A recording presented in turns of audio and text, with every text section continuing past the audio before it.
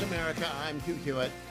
We got a lot of news to get through today. I'm going to start, though, by saluting two American originals. Jesse Jackson died today, and I had the great fun of interviewing him in 1991. Came to my studio at KFI and was actually very, very, very funny and informed. He went full preacher. When I said, look, I'm a Republican, he stopped. I'm going to pray over you right now, Jesus. Let's pray over this man. And he was just hilarious. And he was also funny, smart. He had very great negatives and great positives. And I don't think we will see his like again. The 1984 campaign was really extraordinary. And then one of my very favorite actors, Robert Duvall, died. And I loved him for being Gus McRae in Lonesome Dove. But I loved him in The Apostle probably more than anything else for acting, just pure acting. And, of course, The Godfather, not a wartime consigliere, Tom, sorry, all the way through. And I'll give his brief a rundown of his filmography. But as I was driving in listening to John Podhoretz talk about him today on the commentary podcast at the studio, I thought to myself, you know, duplexes, cinemas, movie theaters now come in three sizes. There's still an occasional big screen out there, but mostly they come in three sizes, 6 screens, 12 screens, or 20 screens. And I'm thinking, even the 6-screen theaters, because they're showing the same movie 3 or 4 times, especially in the 12s and the 20s. Like you can go see the ping pong movie with Timothy on like 5 different screens every 5 minutes of the day. Just take one of those screens and call it the guy screen. Just guy screen. You never advertise what's on, but you're just showing movies of the guys. And I mean, my list is pretty, you start with Duvall, pretty much you can put on The Great Santini, you can put on The Godfather, you can put on Open Spaces, you can put on Old Lion, whatever you want, just Duvall. He's great in everything. And then you would add Gene Hackman, Clint Eastwood, right? Al Pacino, Robert De Niro, Bruce Willis, Sylvester Stallone, Mel Gibson. You might throw in Richard Roundtree for some diversity. Of course, Samuel L. Jackson is in there somewhere. Schwarzenegger, maybe Michael Keaton. He might be pushing the lower end of the age. If you go abroad, you can, of course, add Sean Connery and Michael Caine and Pierce Brosnan. But, I mean, just guy flicks. And I'll ask Lilacs about it later. Just, okay, we're not gonna throw anything at you. Doesn't matter what time you come in. $2 ticket. You go in and you sit down, and you're in the middle of The Godfather. There isn't an American male over the age of 40 who can walk past The Godfather and not sit down and start watching it. No, except Godfather 3. Nobody sits down and watches that. But every other, and Podhoretz has got a great story about that today, by the way, on the commentary podcast. But Robert Duvall was my guest on the program in 2010. And I remember one thing about it. He was there to promote a different movie before the Oscar voting. So, he was doing the Hollywood thing, out there promoting a movie. It wasn't for himself. It was for his co-star. Here's that cut number. Robert Duvall, you won the Oscar in 1983 for portraying this alcoholic country singer Max Sledge in Tender Mercies. And now Jeff Bridges is nominated for Best Actor for playing Bad Blake in Crazy Heart, who's another alcoholic country singer. Did you guys compare notes on these two characters and how to get smart about an addicted drinker? No, didn't compare notes at all. No, but he's going to win he'll win the Oscar. I think he should. It's a magnificent role. Do those two characters have much in common? The two best performances this year are him and this and the kid, the young guy in Hurt Locker. You see Hurt Locker? Yeah, magnificent movie. Yeah, but we won't talk about that one. It's my movie of the decade, but we won't talk about it. Okay. But what about Bad Blake and Max Sledge? Are they the same guy or are they different people? Oh, no, they're different. They're different. Different music, different guys, different actors, different guys, similar back. I mean, it's like saying is Merle Haggard the same as Waylon Jennings, or Waylon Jennings the same as Johnny Cash. They sing the same kinds of music, but they're different guys, different individuals, but somewhat similar journeys in life. You know what I'm saying? Yep. Especially from a negative aspect, a negative journey. How did you come? How'd you come by your knowledge of alcoholics? I mean, how do you train up to play that or to play Wayne in this movie? To play what? To play Wayne, the friend who's his sponsor. Or his what was interesting about this, he's 80 years old, and he doesn't hear very well, 16 years ago. But what I really, that Jeremy Renner was the guy in Hurt Locker, and he said, best movie of the decade. Right, so he's booked to come on to promote Jeff Bridges in a different movie, and he cannot not promote The Hurt Locker because that's who he was. I mean, I've watched pretty much every Robert Duvall movie a couple of times because I just think he's such a fabulous actor, and he had nothing to do with Hollywood. I learned today he played Stalin twice. I haven't seen those from John Podhoretz. I knew he was an anti-communist. I knew he lived in Virginia. He loved horses. He had a farm out in Virginia. And he's just not into the Hollywood world. He just did his work. He loved tango dancing. He made a movie about the assassination tango, which was one of his last flicks. He also made Lay Down with Bill Murray, which is a hilarious movie if you haven't seen it. But The Great Santini's the one that makes the Fetching Mrs. Hewitt cry because it's about the Marines. And my friend Glenn Vyers knew Pat Conroy a little bit, or knew Pat Conroy's dad. I can't quite remember it. But that's who The Great Santini is about. And it's magnificent. He should have won the Best Actor for that. He won it for Tender Mercies. But the very best thing I can recommend to anyone out there is that you watch Lonesome Dove. If you haven't watched Lonesome Dove with Tommy Lee Jones and Robert Duvall, you haven't watched great television. It's the equal of any television ever made. I think Adams by HBO is up there. There are a few other series made for television which are fabulous television, but that was early on. Lonesome Dove and Blue Duck. Oh, Blue Duck. Now, I loved the book, and I always wanted to interview Larry McMurtry, but Carl wouldn't let me do it. He said, no, you're not up to that. And he's probably right. I've read everything by the late Larry McMurtry, and Carl wouldn't let me interview him. But Blue Duck is the greatest villain in villain land. And if you don't know who Blue Duck is, then you haven't read Lonesome Dove, and you ought to read Lonesome Dove. There are 2 prequels and 2 sequels to Lonesome Dove, by the way. There are 5 books in the McMurtry series. But the television show, it was on, when is Lonesome Dove, Generalissimo? Is it the 90s or is it the 80s? No, it's 90s. The 90s. And I don't know where it's available, if it's available anywhere. But if you can go and get it, go and get it. We will miss Robert Duvall. We will miss Jesse Jackson. Now let's go to the president on Air Force One, cut number 15. They're very unhappy that there's a movement for getting voter ID. They want voter ID. The population, 98%, want voter ID. They don't want voter ID because they want to cheat at elections. They also want other things. They don't want mail-in ballots. They want to end mail-in ballots, which is corrupt. And one other thing that they're insisting on is proof of citizenship.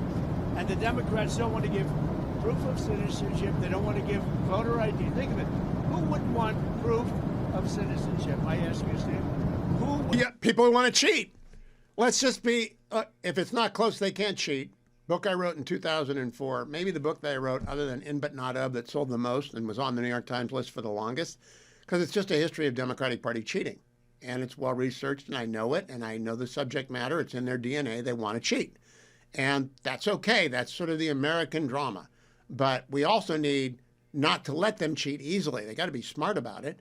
And this is just too easy to go pick up ballots that are lying around places. You got to make them work for it if they're going to cheat. Then on Air Force One, he gets asked about Iran. Their foreign minister came out and lied today and said they had a great meeting and we're very close. No, we're not. Cut number 17. What are you expecting from these Iran talks in Geneva tomorrow? So I'll be involved in those talks indirectly, and they'll be very important. We'll see what can happen. It's been typically Iran's a very tough negotiator. They're good negotiators, or bad negotiators. I would say they're bad negotiators because we could have had a deal instead of sending the B-2s in to knock out their nuclear potential, and we had to send the B-2s. I hope they're going to be more reasonable. They want to make a deal. Have you been told that a deal is next to impossible? No, I think they want to make a deal. That is, by the way, the great Steve Holland. Steve Holland is with Reuters. I've traveled abroad with him. When John Bolton went to NSA, we went abroad with 4 other reporters, Carol Lee, a couple other people, and Vivian. We had a fabulous trip, but Steve Holland is a pro's pro. He's absolutely straight up. Listen to the start of that again, just a straight up question. What are you expecting from these Iran talks in Geneva tomorrow? So I'll be, All right, see, that is a perfect question. What are you, the president, expecting from this, the Iran talk, tomorrow? Meaning they were talking on Monday, not today, Tuesday. And Steve Holland is just a reporter. He is the brand, the gold standard. Just ask the question, get out of the way of the answer. Bravo, Steve Holland. I'll be right back, America. Stay tuned. I attended a rally of 250,000 people in Munich. It's one of the most satisfying experiences of my professional. That is Lindsey Graham. I am Hugh Hewitt, and my guest is Josh Holmes, one of the fellows on the Ruthless podcast, the farthest left on your radio dial as you go left to right, but not politically. Mr. Holmes, I'm sure you worked with one Lindsey Graham's team and the senator himself when you were in the Senate. When he says that, is he doing wish fulfillment, or do you think he's accurately gauging the situation?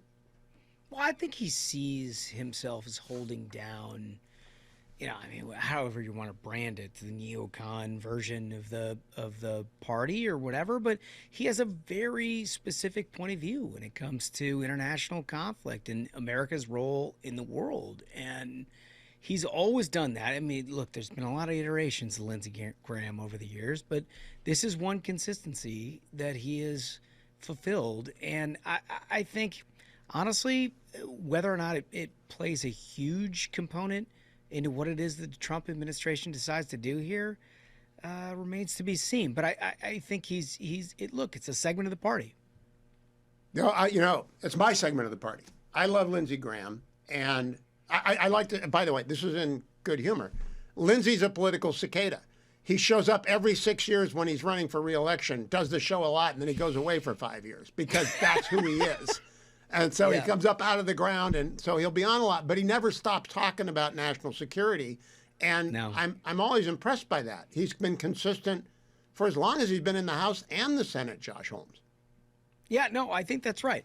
I mean, look, Lindsey is an interesting fit for today's day and age in the Republican Party in that his point of view is not particularly different than it was in the immediate post-Iraq War point of view. He articulates it forcefully. He does it unapologetically, and he invites all comers to critique him on a day-to-day basis. And so, I think he plays a valuable role, much in the same way that other elements of the party do too. I think this particular moment in time suggests that there's an awful lot of Trump foreign policy that follows his point of view. And I hope it continues. Now, Josh, I want to turn to the Senate. I have an article today for Fox News, our employer, and it's about the talking filibuster. And the short version is not now, not ever, never. It's a terrible idea. The majority leader would lose control of the floor. It would eat up precious floor time. I have no idea if you've talked about this because I haven't listened to today's show yet. What do you think of the talking filibuster? I love Mike Lee, by the way. Good man. Belongs on the Supreme Court, maybe. But the talking filibuster is a terrible idea. It's sort of how I feel about professors versus practitioners, in that there are a whole bunch of ideas that would make what you want in this particular moment in time attainable. But if you look at the longer view of practitioners in the field, I can tell you, as somebody who served the highest levels of senior leadership in the United States Senate between 2008 and 2014, the amount of horrible ideas that have been stopped by the United States Senate as a result of the filibuster, you all would have full socialism. We would have nationalized health care. We would have open borders codified by a statutory. By the way, everything the left is complaining about that Donald Trump is doing in terms of deportations, they're complaining against statutes written by the Congress and signed into law by the President of the United States. If not for the filibuster, none of that would exist. So I find it just incredibly short-sighted that you would ever get rid of the filibuster for a fairly modest goal in comparison to what the left would love to get the filibuster done with in order to remake the American economy. And expand the Supreme Court and make Puerto Rico, which would be constitutionally a state. D.C. cannot constitutionally be made a state, but they would try. Now, Josh, I want to get to one more topic with you. Ruthless Podcast has got a gazillion producers because your listeners are producers. You got 4 hosts, you got 4 producers, and then you got the fellows behind the cameras who are producers. I still want to suggest something for you. Did you listen to former President Obama's interview on Saturday night with Brian Tyler Cohen? We did. One, I listened to it, but 2, more importantly, I listened to you and break that down in just the vacuous nature of the entire conversation. I will say Duncan on our team took particular problems with the alien thing, where he's like, hey, do you believe that aliens exist?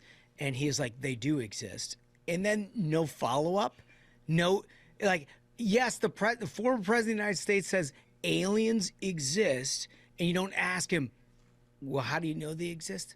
Where are they? How do they work? Like, no follow-up whatsoever. It seems like a pretty big development for something that you just sort of like sweep Duncan away. got to the end of the interview then. I was on a plane. I was trapped, so I had nothing to do except watch it. It's the worst interview in terms of a professional interviewer I've ever heard. There is no follow-up. They don't ask him about 35,000 dead Iranians with weapons provided by the $1.5 billion in pallet money that we sent him. I only got through 15 minutes, Josh. Have you guys gone deeper? I think Duncan has.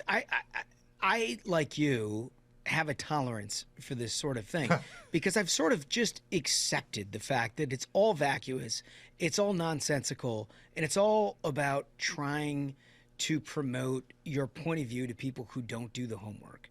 And that's like the modern day Democratic Party. Well put. If nobody knows anything, Obama sounds pretty good in that interview. Exactly. If they don't know anything about him. Now, I don't know that that's true about AOC. Here's the President of the United States on Air Force One yesterday, cut number 14. By the way, I watched AOC answering questions in Munich. This was not a good look for the United States. I watched Gavin Newsom. He goes on to say Gavin's not a good look either. What'd you make of that display? She has absolutely no. The only thing more dangerous than somebody who has absolutely no idea what they're talking about is somebody who doesn't know they have absolutely no idea what they're talking about, and that is AOC. I think the problem is that she's much more dangerous to your regular American than people think, in that they see her and they think she's just like, she can't talk, she doesn't know what she's talking about. All of us sort of dismiss that. Her whole goal is to try to consolidate people who don't go that far. They don't think about this far, and they try to make these cases that have no historical basis of success whatsoever. But don't you think it sticks when she says that the Cowboys didn't come from Spain? Don't you think that sticks? Yeah, no, I would hope. I mean, her last name is Cortez. How do you think that happened? How do you think that happened? You know, I hadn't thought of that.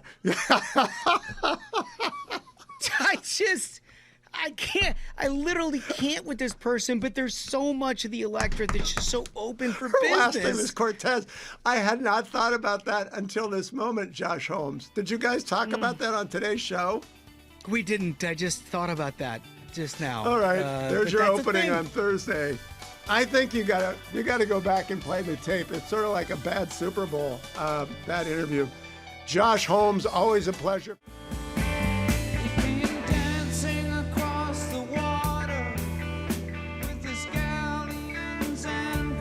Welcome back, America. That's Cortez the Killer by Neil Young. I think Josh Holmes gets the whatever award we give in the Salem News Channel universe for Funny Line of the Year. Because we call her AOC. I forgot. Her last name is Cortez, and she didn't know that the Spanish had horses. Oh, Josh Holmes. Ruthless Podcast, pretty funny. It's R-rated. All right, their language is, as Britt Hume said 2 weeks ago, it's a rollicking good show. I'm mourning, actually, Robert Duvall dying. And Jesse Jackson was quite a character in American politics, and I'm honored to have interviewed him a couple of times. He brought Al Sharpton to the KCET studios one time back in the aftermath of the LA riots. And the Reverend Al at that time was rather pudgy and wore tracksuits. I think it's before Crown Heights, before he became a villain, before he became not a villain again.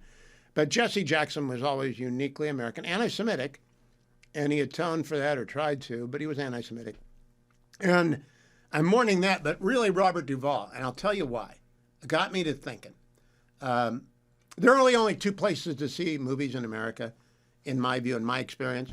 I mean, I lived in Boston. I've lived in New York City. Going to a movie in New York City is a nightmare. I mean, you got to go up like 10 escalators to get to the movie theater. But Westwood, and I'm going to consult Dwayne on this, Westwood is the best place to see a movie. And the second best place is if you drive down to Orange County and you go to Big Newport. In Big Newport, enormous, gigantonormous, I don't know. How many people are in Big Newport, Generalissimo? Is he awake? He's not awake in there, is he? Generalissimo, how many people would go to Big Newport? Do I have to throw something at the glass? Do I have to go? I have to knock on the glass to get him to come over and talk to me. Generalissimo, how many people would fit into Big Newport? How many people would fit into what? Big Newport, the movie theater. Probably 500-600. That's all? I would have thought 1,000. I don't think it's that big. There are three theaters. So are there any other theaters like that in Orange County? There's, of course, the Westwood theaters where they would have great big premieres. The IMAX over in... That's late, though. That's late game, and it's a lot of screens. IMAX is different, I admit. But back in the day when my boys were young, and they're in their 30s now, so this is 30 years ago, and a big picture would open. Jurassic Park, Independence Day. I mean, back in the day, like if you're talking in the 70s when Star Wars opened. Yeah, Star Wars. I saw Star Wars there in 78. So the big place locally kind of here too was a place called the Cinedome in Orange. It had 6 theaters. I did not see the Cinedome. I did see Star Wars in 1978 when I moved to California with then a guy named Bill Dorr, who's since left. But we saw it a couple of times, actually, because Star Wars was fabulous on the big screen. But the era of that is over. Right. They're being torn down. I think down in Newport Beach they're tearing down Big Newport, and I don't think that there's no movies. There are no movies. They just don't make movies to support them. Well, that's them. because of streaming. I'm not critiquing Hollywood, but I am critiquing the fact that when you would have a movie line. In fact, most of you don't even know what a movie line is because now you buy your seat in advance. But a movie line is when you would get in line and you would wait patiently for 45 minutes or 50 minutes. It was like a Disney ride. And, of course, the people who went to USC would cut in front. That's what they did. A USC person would always cut in, and the boys would say, what's that guy? I know he went to USC. And they think they're entitled to be in the front of the line. And that was always true. I'd talk to him inside the theater. Excuse me, do I know you from college? Where'd you go? And they'd say, USC. Always the same. But whether it was Jurassic Park or Star Wars, that experience is gone. American Graffiti, any great big movie that depended upon great big screens, depended on Westwood, where the Fetching Mrs. Hewitt and I saw a number of movies in the late 70s, and then again in the 90s. We were gone in D.C. for the 80s. And the Uptown, the Killing Fields, things like the Uptown in D.C. was a great big movie theater. They don't exist anymore. They don't make a return. They have to throw up little screens, which are still bigger than, your at-home television set. But I regret that. The only thing I don't regret, I did take my boys when they were young to see Team America, and don't do that. That was a mistake. I'm so ornery. But I did not know. I was innocent. I did not know what that movie was about, and I was frozen in my seat as my 14 and 12-year-old watched it. We've all had moments like that. I accidentally took my kids to go see the 40-year-old version. Okay, there you go. And there's a mistake to be made by every dad in every movie, and I don't know what you do. You're frozen there when you think it can't get worse, and it does get worse. But also it was very funny. The boys thought it was very funny, and they weren't permanently injured by that. No more Robert De Niro opening. No more Godfather. No more Star Wars. No more Independence Day, Jurassic Park. You are starting to see the ascent of the right, even in places like Munich. Marco Rubio's speech was a pure appeal to Western culture. My favorite part was when he said that American cowboys came from Spain. I thought they came from Winnetou, but I believe the Mexicans and descendants of African enslaved peoples would like to have a word. Welcome back, America. That is the aforementioned AOC. I am joined by David M. Drucker of The Dispatch. David, Josh Holmes just said her last name is Cortez. What is she missing? Yeah, I mean, talk to the people in New Mexico because there's a long line of Spanish descendants, Americans for many generations over. But look, this continent has been enriched by people from all over Europe, not to mention people from Central and South America. So who knows? Well, horses aren't native to North and South America. That's been always the rap on the Book of Mormon, right? Is that that's got horses in it. There weren't any horses here. Yeah, I'm not aware of that detail, but I'm not just missing it. But like we all know that, Hugh. I mean, we all learned that in grade school, even if we've forgotten it. I've probably forgotten more than I remember, but when you mention it, it all sounds familiar. AOC is a very good politician. She's very good at connecting with people. She's a very adept populist, but there are many things she does not appear to know. I think she's going to be their nominee. And I think we being Republicans, not you being a journalist who is nonpartisan, but I being a Republican partisan, we would be well advised not to underestimate her, despite the fact she gives us ample reason to do so. David, you are a native Southern Californian, aren't you? I am. Okay, so I want to know, you're younger than I am by a lot, but when you would go to big movies in your teen days, would you go to Westwood or would you go down to Newport Beach to Big Newport?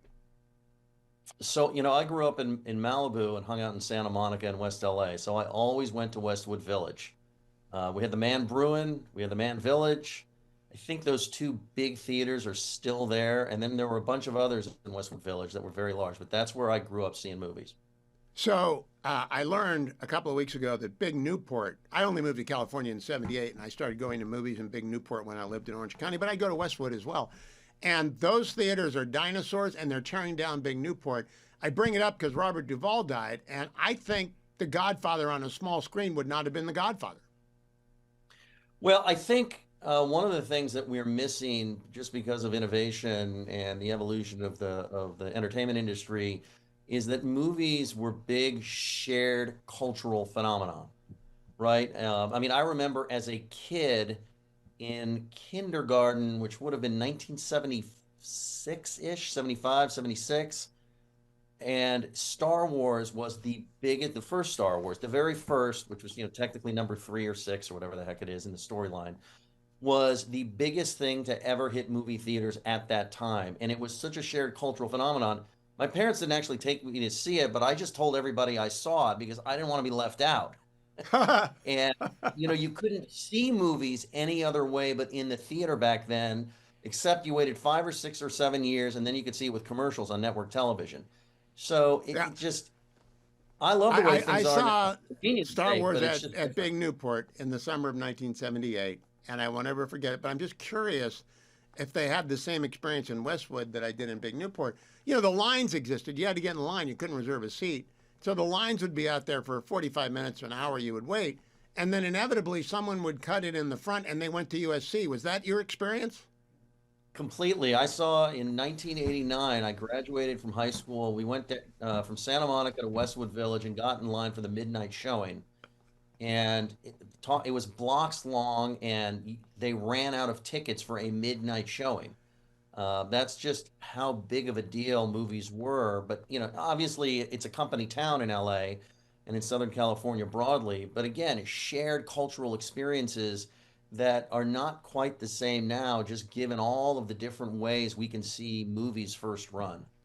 Well, I know you're a Bruin, but can you confirm that they had a class at Trojan Land where how to cut into line and say, I'm from USC? Did they teach that at USC? I don't doubt it. Anything that's uncouth or unethical, they probably taught there. That's it.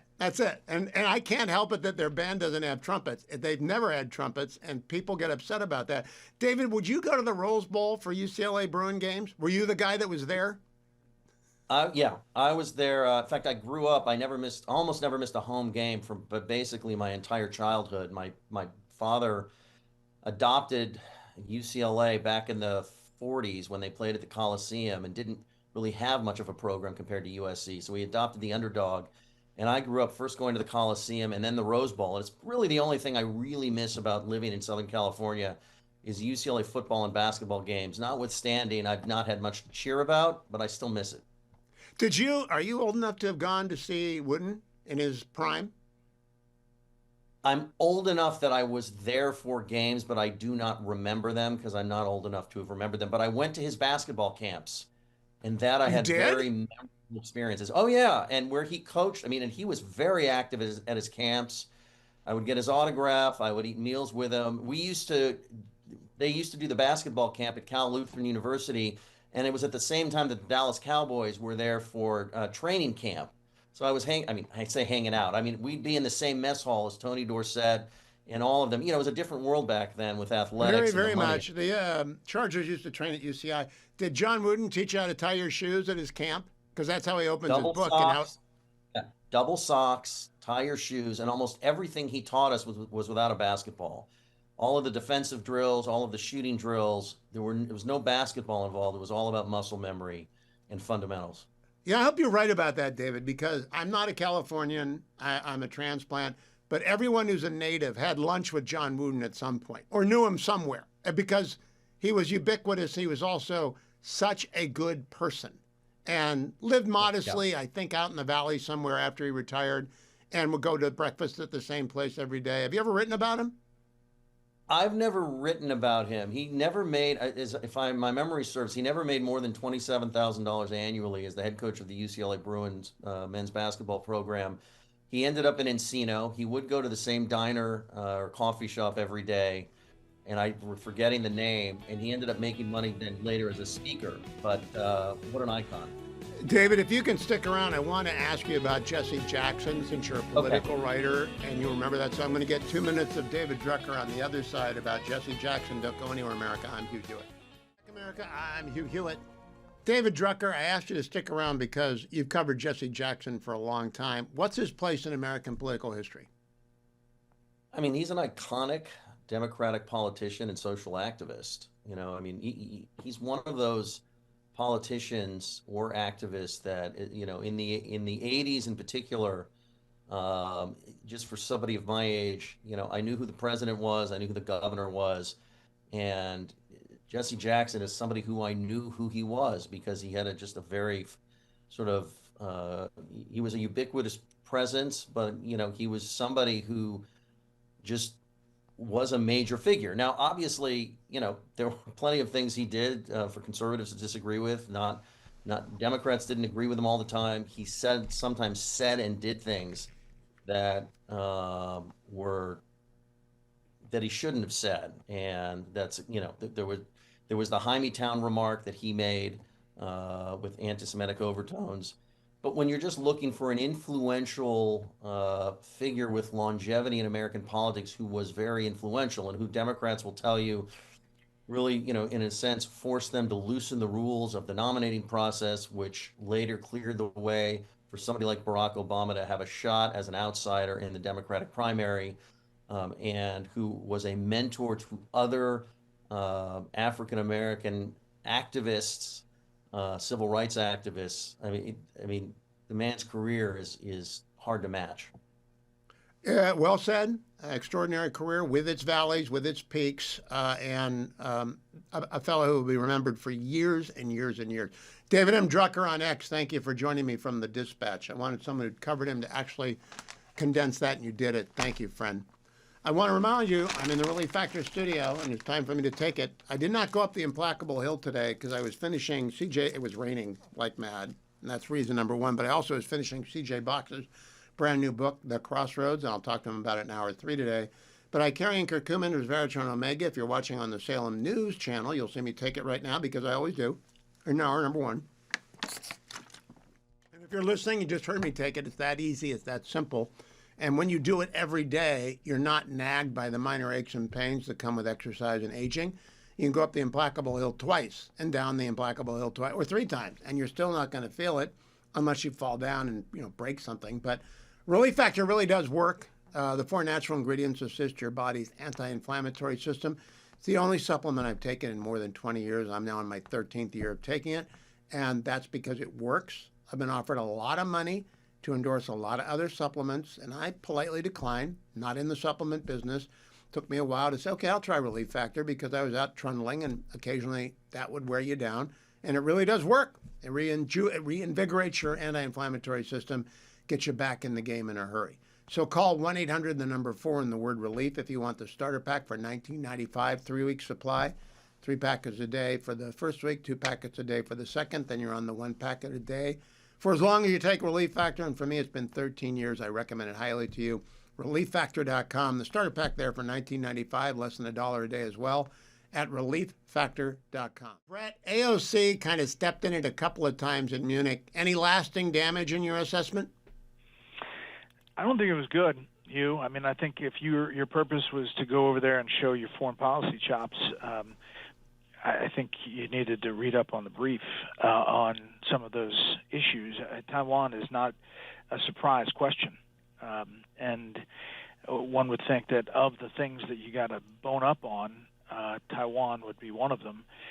But listen, is it lasting damage? I don't think it's great, but I'm sure she's going to have a political future, minus her Munich performance. Brett Baer, I asked President Trump about the triad when he was Mr. Trump in 2015, and he didn't really know, and it didn't really matter because he said, I'll learn when I need to know. Is that good enough in these days? I don't know. The nuclear triad and China and Taiwan feel a little different, but I do think, when you get to that point, you bone up and you're ready for a debate. I think there's a bigger question about, her experience, her, she's clearly a political talent and gets a lot of people fired up. But I'm not sure that the party's going to rally besides the left side of the party, the Democratic Party, I'm saying.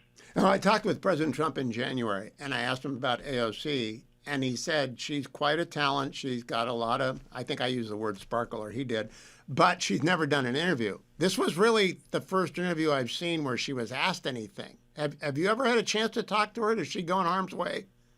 It's been a while. I mean, it's probably been, 4 years. But she came on set on Special Report, and we spent a lot of time talking about the beginning of COVID and where that was. But we covered a lot of territory. I pressed her on a couple of things. She was savvy, had a good sense of things, but that was her wheelhouse. This was taking her out of her wheelhouse of every day, and I guess, just thinking about how she's dealt with other things, maybe the bar was a little bit higher. Yeah, I know. Yesterday I spent an hour in the show on the first 15 minutes of former President Obama's interview released on Saturday night with Brian Tyler Cohen. And it took me an hour to get through 15 minutes because it was vacuous. It was utterly devoid of substance, as I suppose many of my thinkers would say his presidency was. Have you had a chance to watch that yet, Brett? Yeah, I did watch it. I watched the whole thing. What did you think? As unbelievable as that is, I watched the whole thing. Besides the alien back and forth and cleanup, I was, it felt like Obama of old. The first time I sat down with him was 3 days before Obamacare, the legislation was voted on in the House. And I was given 30 minutes in the Blue Room. And then I got there, and he said, okay, Brett, we're going to do 20 minutes. And I said, Mr. President, whatever time you have is great. And so the first question I asked was a 4-minute answer. And the second question was a 3-minute answer. And there was a White House staff member with an iPhone ticking backwards from 20 minutes in my line of sight. And so it did not surprise me, some of those long, lengthy answers and kind of how he delivers. On substance, I think he maybe saved AOC a bit because, the former president speaking out takes a lot of the is sort of like a bug zapper in the backyard. It kind of gets all the focus. All I got from that interview was that he signaled AOC and Gavin Newsom are acceptable. He did not mention Josh Shapiro. He did not mention Governor Beshear. He didn't mention anyone on the kind of center-left side of the Democratic Party. It was progressive, progressive, progressive, progressive. And I think he was in that to signal. He wasn't there to answer any questions, and he didn't get asked about Iran, which is sort of astonishing. I don't know, Mr. Cohen, maybe he's new to this game. He's interviewed a lot of Democrats, but you got to ask at least a couple of tough ones, don't you, Brett? I mean, especially on Iran, that is in the middle of negotiations, about a nuclear program that you signed a JCPOA and authorized money going to Iran. That arguably, a lot of experts say, fueled their efforts to fund terrorist proxies. So, yeah, I would think there would be a couple of more tough ones in there. I agree with you. It was sort of not substance-wise. I didn't get a lot out of it. Yeah, I think he's 35 or 37 years old and new to it. Brett, let me go back to your Pentagon days. I think you were there for the buildup before Afghanistan. Yep. I know you were there for the buildup at the Pentagon before Afghanistan. Were you still there for the buildup to Iraq invasion in 2003, or had you gone over to the? Yep. Okay. No, I was there for from 2001 to 2006. So you've seen this massive deployment of military resources. Have you seen anything like this other than 2001 for Afghanistan and 2003 for Iraq? No. Well, we'll keep on focusing on the naval assets, but the Air Force has moved a ton of equipment over into the region just in the past 3 days. And, we haven't seen this in a long, long time. Now, it doesn't have the same, troop compartment that the invasion of Iraq did. I mean, I was in Kuwait for all that buildup, and but it is significant. I mean, it's not to be dismissed, and you don't do that as just a threat, I don't think. No, I don't think you can affect regime change. It's been done before. Regime change done in Serbia with Milosevic via the air, done in Gaddafi land via the air. But I don't think you can dig the IRGC out of their holes in Iran. It's 92 million people. Do you agree with me on that? You can't do just an air campaign? No, I agree with you. There has to be some kind of ground component, but I don't know, what the plan is for that. And right now, I don't see opposition forces that are unified or under one leader.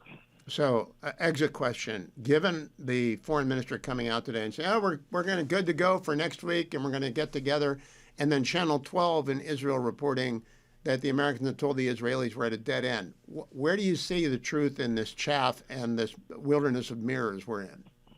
I think that Witkoff and Kushner will be pretty blunt with the president, and that if it's a sense that it's not going anywhere, they will say that. I think that the Iranian foreign minister, you saw him on my show. It was like Baghdad Bob, where nothing's happening here as the tanks roll by to get Saddam Hussein. So I don't think you can take those statements of where the negotiations are as face value. I think that there's going to be an assessment. And while the president wants a diplomatic solution, I don't think they're going to wait forever. Okay, last question. In 2003, 2001, Chairman Myers did a lot of talking. Yep. Vice Chairman Pace did a lot of talking. Yep. W didn't. Who's going to be doing talking if we do? Rumsfeld came out and talked almost every day. Rummy was great. Who's going to be doing the talking on this? It's a great question. I think it's probably the president. And I think he's probably going to run point. I don't think it's going to be Secretary Hegseth, and General Kane has kept a low profile. But you're right. I mean, back when I covered the Pentagon in both of those, Afghanistan and Iraq, it was daytime soap opera when Secretary Rumsfeld and Chairman Myers came out. So it was very illuminating. It was also funny. I'll still remember Myers saying to Pace, "I didn't know Marines had big words like that," but it was grand. Brett will be watching tonight for the latest out of Iran. Don't miss Special Report every night on your TV on the Fox News channel at 6 p.m. Eastern. Thank you, Brett. Welcome back, America. I'm Hugh Hewitt. Amazon doesn't need my advice, but if Prime is listening, put Lonesome Dove on right now. That's the music from Lonesome Dove. And the Americans who have seen it will watch it again. My friend Carl just won't watch it. You know, Carl's down in Texas, and he thinks it's about Pennsylvania. It's not about Pennsylvania. It's about a Texas cattle drive, Carl. And I want people to watch it because Blue Duck will scare you. And it's a fabulous, fabulous television show. But you got to be able to find it. And if Prime puts it up there, Harley hasn't watched it. Harley, have you watched it?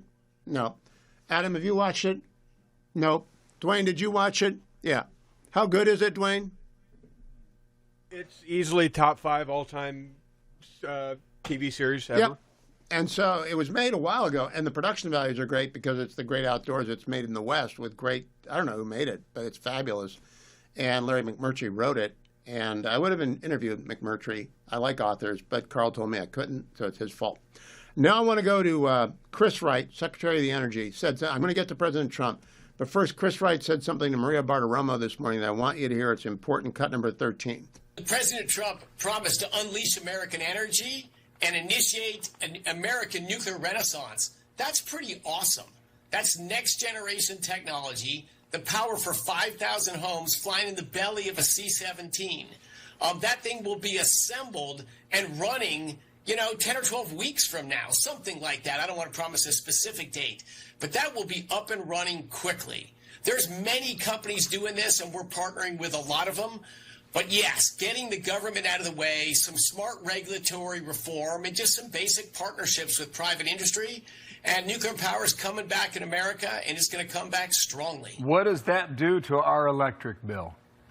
What it does is lower it. It lowers the electric bill by a lot, and it powers AI, and it powers America forward.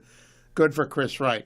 Now, I do have to give equal time to a Democrat. Not really, but I want to. Stephen A. Smith is my second choice for president if they don't nominate AOC. Here is the one and only Stephen A. Smith today talking with Bob Costa, a longtime friend of the program, on CBS News, cut number 11. Does you worry about racism if he ran for president? No. I know it exists. I know that you can't escape it, but I do not believe it is as prevalent as some on the left would like us to believe. I do believe a vast majority of Americans judge you on the content of your individual character rather than the color of your skin. I think a lot of people in America, especially in this day and age, now more so than ever before, it's not about race. It's about the fact that they don't give a damn about it because they got their own problems. That's entirely different than believing they are superior to you and they want to hold you back from ascending. That's not what's going on to the degree that it was decades ago. What's going on now is that we have more white Americans and others suffering and worried about the state of our nation. And because they're concerned about that, that's where their worries lie.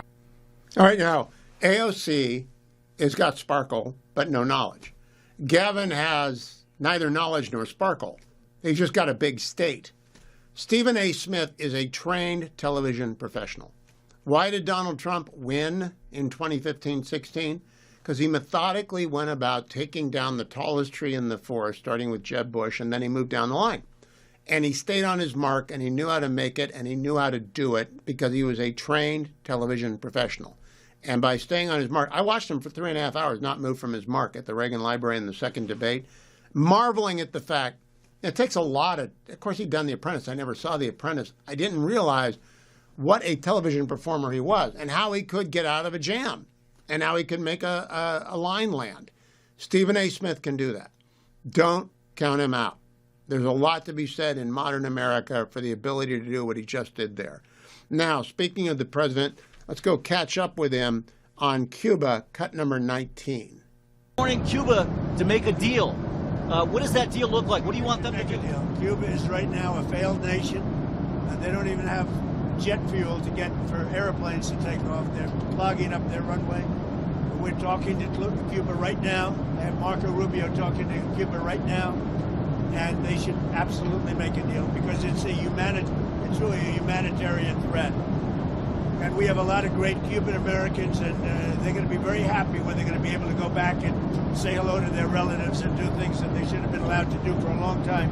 I'm very interested in the people that are here that were treated so badly by Castro and the Cuban authorities. They have been treated horribly. So we'll see how it all turns out. But Cuba and us, we are talking. In the meantime, there's an embargo. There's no oil, there's no money, there's no anything. If a deal isn't made, Talking. I hope that means they're going to get on a plane and go to Russia. Diaz and the rest of the thugs and the secret police. Now, I want to go back to AOC. I don't hit her as hard for this because I wouldn't have known it either, but I wouldn't have made a joke about it either. And if I'd been wrong, I would come out and say, boy, was that dumb. Cut number 7, AOC talking about Venezuela. You know, we look at what happened in Venezuela, for example. It is not a... A second. I've been mispronouncing it. Venezuela. I've been mispronouncing it for decades. I thought it was Venezuela, but it's Venezuela. Back. Let's go from the beginning. Cut number 7. I'm sorry. What happened in Venezuela, for example. It is not Venezuela? How do you say it? How many syllables is it? Venezuela. Venezuela. 4 syllables. Venezuela. SWELA. All right, let's play it again. Cut number 7. You know, we look at what happened in Venezuela, for example. Stop. This is part of why. This is part of why she's getting slagged so much. No, but I like that. If you can pull that off, it's like Bad Bunny does Munich. Okay, cut number 7. You know, we look at what happened in Venezuela, for example. It is not a. It is not a remark on who Maduro was as a leader. He canceled elections. He was an anti-democratic leader. That doesn't. Maduro. See, I didn't take high school Spanish. I took Latin, but in Latin it's Maduro. All right, let's go back to the cut. Mean that we can kidnap a head of state and engage in acts of war just because the nation is below the equator. And okay. Now, if you'd asked me, I wouldn't have known that Venezuela was above the equator. But I also wouldn't have said Venezuela is below the equator because I don't talk about what I don't know. I would have looked at Dwayne and said, is Venezuela above or below the equator? And you would have said what? Above. Above the equator. See, that's why it's good to have a producer even if they're not working. But she has no problems committing to stuff that she knows nothing about. Well, I wouldn't have known that, and she went all in. Let's play it from the top. Cut number. By the way, Venezuela is entirely above the equator. Cut number 7. You know, we look at what happened in Venezuela, for example. It is not a. It is not a remark on who Maduro was as a leader. He canceled elections. He was an anti-democratic leader. That doesn't mean that we can kidnap a head of state and engage in acts of war just because the nation is below the equator. And I can't believe she got applause for that. Are those people morons in Munich? Do they get together and have a moron test to go in to cheer? It's like when Obama got all the people in Berlin in 2008. They called him the citizen of the world stuff. What are they applauding? Maduro is a criminal gangster with human rights violations as long as anybody's armed. I just don't get it. Stay tuned, America. I'm Hugh Hewitt. Welcome back, America. I'm Hugh Hewitt. On Saturday morning, I was on Fox and Friends with Charlie and the gang and got asked about AOC, who spoke on Friday. Here's that exchange, cut number 3. Let's bring in Fox News contributor and former Assistant White House Counsel Hugh Hewitt. So great to see you this morning, Hugh. You know, it is kind of amazing. A year ago, J.D. Vance went to the same conference and actually called out European leaders for failing to uphold the most basic human principles such as freedom of speech. And then you have this group of Democrats who want to be president going over there and sliming America and groveling for attention from these people. It's quite the difference. Charlie, good morning. It's shocking and it's disappointing that we are on the edge of a major crisis with Iran. President Trump is masterfully managing the buildup of forces around Iran. He's laid out the red lines. You've got to give us what remains of your nuclear program that was obliterated. We have to have your missiles. You have to stop supporting terrorists, and you have to stop killing your people. He's laid it out. He's given them about a month or so, or there will be extreme trauma. So we have hundreds of thousands of American men and women in the Navy and the Army in harm's way. And we get AOC, Gretchen Whitmer, and Gavin Newsom sliming America, as you say. And it's not like they're making a great sweeping statements. AOC is like a parade of cliches, a model UN student who didn't get enough sleep. She is not going to win anyone's admiration for saying imperialism shouldn't be rewarded. She said that. She accused us of kidnapping a foreign leader. She's referring to Maduro, who's a gangster, and everybody in Venezuela is happy that President Trump went and got him. Gavin Newsom should be in L.A. He should be rebuilding Pacific Palisades, which isn't. He should be fixing a deficit, which is enormous. There are 75,000 people on the streets of L.A. I don't know why he's in Davos and Munich. Gretchen Whitmer took her stand with Mark Carney, who insulted us at Davos. So it's really disappointing, especially with American sailors, airmen, and Marines in harm's way. I've never seen it before. It's such an important point and needs to be remembered when these people are actually openly running for president. But it's also kind of strange, you know, and I know you remember back in 2007, 2008, when then Senator Barack Obama was needing to sort of brush up on his foreign policy chops. He also went to Germany to give this big, rousing speech. What is it about Democrats that they always feel like they have to go on these global world tours to impress people outside of the United States of America in order to prove their value for running to be president of the United States? Coastal elites in America, in the blue states, have their counterpart at the Munich Security Conference. That's not the Europe that is voting on excluding more migrants. Switzerland is going to vote on a referendum. It's not our allies in Japan, which is in the middle of a crisis with China, by the way. Takaishi has got a Chinese fishing boat. They're not going where there's problems. They're not demonstrating any kind of competence, and they're simply incapable of communicating American strength. If you contrast what they did yesterday with President Trump down at Fort Bragg, which was a display of strength intended for the Iranians to see that we can go anywhere and do anything with the American military, and that the troops love our commander-in-chief as opposed to the Iranian people hate their leaders. That contrasts so sharply with that display in Munich yesterday. I don't think they did themselves any help, Charlie. I think they hurt themselves badly yesterday. So AOC was asked about running for president, and this was her response. So when you run for president, are you going to impose a wealth tax or a billionaire's tax? I don't think that I don't think that anyone, and that we don't have to wait for any one president to impose a wealth tax. I think that it needs to be done expeditiously. All the energy in their party is behind the AOC wing of the party. And as she states there, she wants to go full crazy left-wing wealth confiscation. Is that going to destroy the party? Yes. Charlie, I think she's going to be their nominee. She's a tremendously talented politician. President Trump has told me on my program that she's got a lot of sparkle, but can she do an interview? Everyone knows she's going to be their nominee. The billionaire tax, Gavin has one on the ballot in California with the predictable result that the billionaires are fleeing California and California's deficit's going to become enormous. It doesn't work. It's a fantasy land, candy land kind of game in their heads, unicorns and bubbles, and it does not work. It is terrible economics. It's even worse national security policy. So they can keep talking, but she's going to be their nominee, I think, and I think she's going to raise like $1 gazillion. But you can't sell that soap. It doesn't work. Exactly. Hugh. It does not work. Unicorns and bubbles. And Venezuela being south of the equator, and Cortez had nothing to do with horses, and the Spanish didn't do cowboys. I still stand by my prediction she's going to be their nominee, because I don't think progressives care if you don't know anything. I just don't think they care. If you say wealth tax, wealth tax, wealth tax, plus abracadabra, the magic door opens and you're the nominee. Doesn't mean she's going to win. Means she's going to be their nominee. Stay tuned. I'm Hugh Hewitt.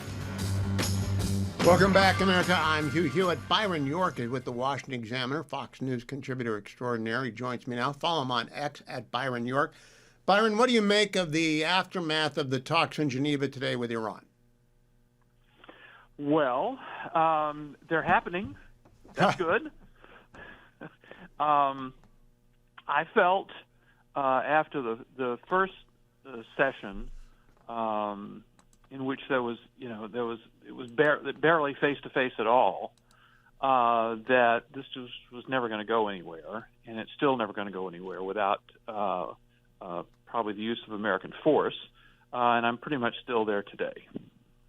So stuck at dead end. Here's Vice President Vance with Martha McCallum earlier today. Or do we not have it? Morning, Cuba.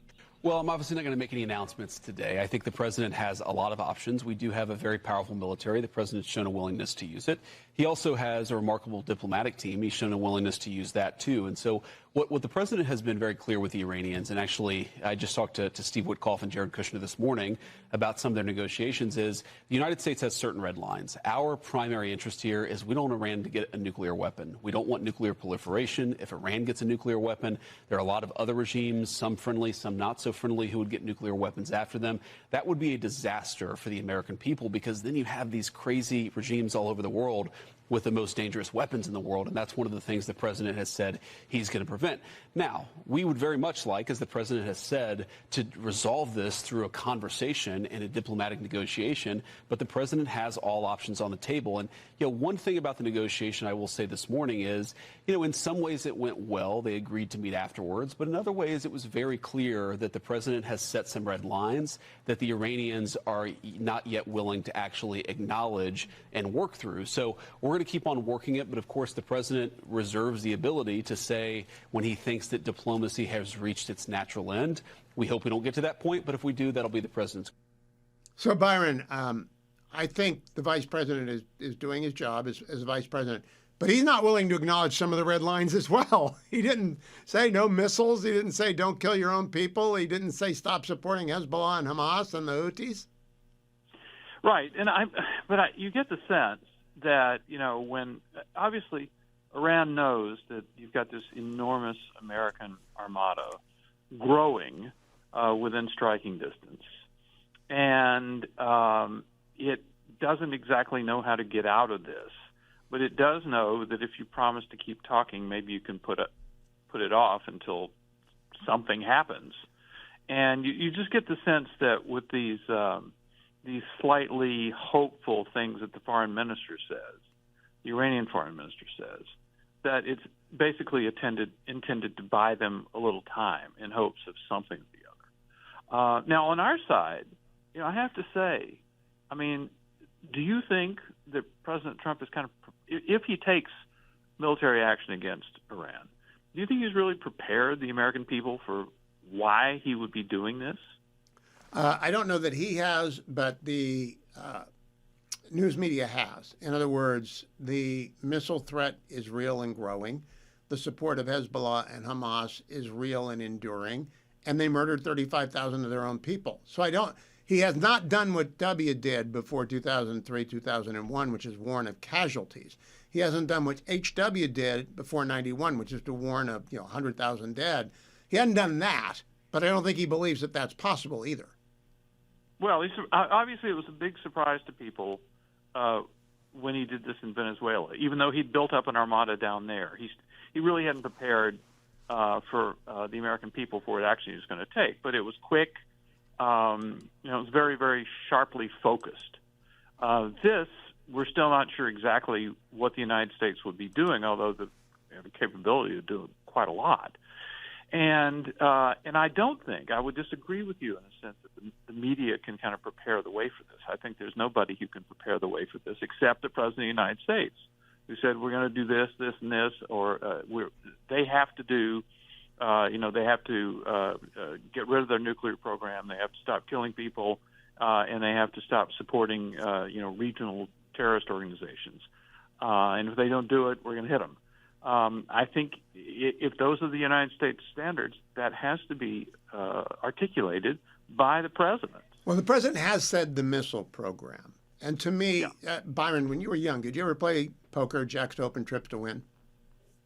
No, I don't believe I did. Okay, well, Jack's to Open, Trips to Win, 5-card game, and you can't up the ante, you can't bet unless you have at least jacks. And so sometimes everybody folds and you just re-up the ante again. The Iranians don't have jacks. They can't open these negotiations. They got nothing to give us that doesn't endanger their regime.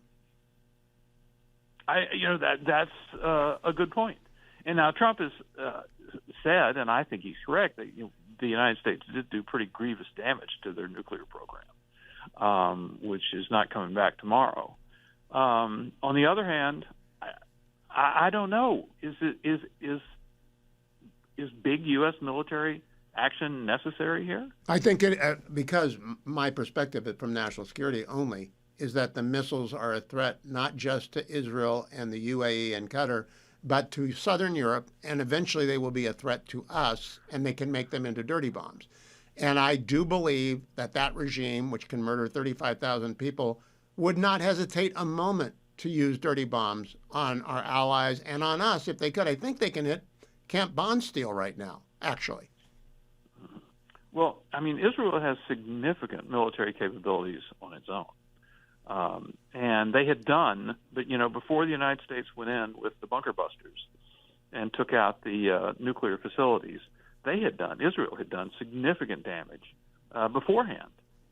They had, but they didn't. We stopped them from finishing the job, Byron. Well, not we, but the president. Possible that they could finish the job. So I'm just wondering, why it's absolutely necessary. And the president has not made the case. Depending on how big this military action is, if it comes, I mean that's a really important variable here, because obviously the president went in, did one bombing run on the nuclear facilities, and that took care of things. So depending on how big it is, how extensive it is, whether it involves Americans at risk, you have to have a presidential justification and explanation for this, and we just haven't had it from the president. Not yet. I think it would be useful if he did it, but he can do it after the fact as well once it's begun. I don't know that we ever had Bill Clinton explain Serbia or Barack Obama explain Libya, and that was a disaster for both of them, by the way. So it's a good point, Byron. I hope he does it. Byron York, America. Follow him on X at Byron York. Welcome back, America. I'm Hugh Hewitt. Don't want to make the mistake of not letting you hear Donald Trump on AOC and Gavin in Munich, cut number 14 on Air Force One gag. By the way, I watched AOC answering questions in Munich. This was not a good look for the United States. I watched Gavin Newsom answering questions in Munich, and this was a bad look for our country. These two people are incompetent. And at least Hillary's competent. She's just Trump deranged. She was so deranged. She is an angry woman. But look, the president just answers questions the way that people talk off camera. He just talks that way on camera. Not a good look for the United States. My son, long ago, one of them, was dating a young Democrat. He said AOC is going to lose us the right to vote. And that's pretty funny. But sometimes you wonder, she was pretty bad. Let me tell you about Best Hot Grill, one of our great sponsors. My friends at besthotgrill.com have got products to keep you warm, which you really need inside the Beltway. Inside the Beltway, you need the Chillbuster vent-free gas logs, the Alterna vent-free fireballs. They don't require any electricity, just propane gas or natural gas. They'll keep your family warm in case of a power outage, also make your home beautiful and warm. You can also get the Solaire Infrared Gas Grill. Right now, the Solaire Infrared burners heat up to, in 3 minutes, completely 1,000 degrees. They'll do your meat. You'll be able to get in and outside during the coldest parts of the winter, or in California when it's raining as hard as it's been raining this week. Go and get the Solaire Demo Rental Grill so you can try it before you buy it. So whether you want the vent-free gas logs or the vent-free fireballs, or whether you want one of the Solaire infrared grills, go to besthotgrill.com, besthotgrill.com. This is Relief Factor. I'm in the Relief Factor studio. You can hear it in your car if you're driving right now. Coming up, by the way, CJ Box is coming up. We're going to talk about the latest in his Joe Pickett series called The Crossroads. Fabulous book. CJ's coming up. Lilek's next hour as well. But I did not go up the Implacable Hill today. I confess to that in the first hour because I do not like to be drenched. I used to run in the rain. I used to run in the snow, and I no longer do it. I think it's bad for me because I'll fall down and slip, and that's not good. But if I did fall down, Relief Factor would probably take care of most of it. Can't heal broken bones, though. All it does is get rid of minor aches and pains. So I'd rather I got 2 days in a row up the Implacable Hill, so I take a day off, maybe 2. Won't matter because I take Relief Factor every day. I carry in curcumin and resveratrol omega. Gets rid of the minor aches and pains that come with exercise and aging. You're definitely doing the latter. You ought to be doing the former. Mobility is the key to longevity. Trust Peter Attia if you don't trust him on about anything else, but trust him on that. And mobility means just moving. Find your own Implacable Hill, your own challenge. Do it every day. And to get Relief Factor 1995 starter pack, call 1-800, the number 4 and the word relief, 1-800-4-RELIEF, or head over to relieffactor.com, relieffactor.com.